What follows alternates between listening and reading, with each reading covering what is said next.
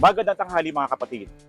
Nagpaalala ang Department of Health na kumain ng masustansya at sariwang mga pagkain sa kabila ng mga party sa darating na Pasko at Bagong Taon. Dapat daw ay iwasan mga mamantika at masyadong matamis at maalat na mga pagkain. Pero kung kayo ang tatanungin mga kapatid, anong handa tuwing Pasko ang excited ka ng kainin? Tara samahan niyo ako at magtatanong tayo dito. Siguro po ay leche flan kasi hindi po siya masyadong nakakain sa amin kasi hindi po kami mahilig sa matamis. Kapag may okasyon, tsaka lang po kami nagkakameron ng chance na ihanda yun sa aming lamesa.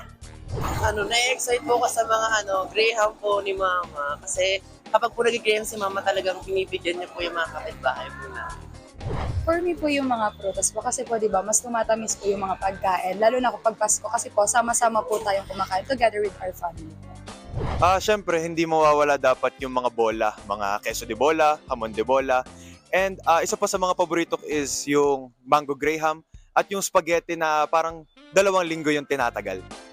Ako inyong hani ng bayan, ang tunay at nag-iisang pantanggal umay sa pananghalian.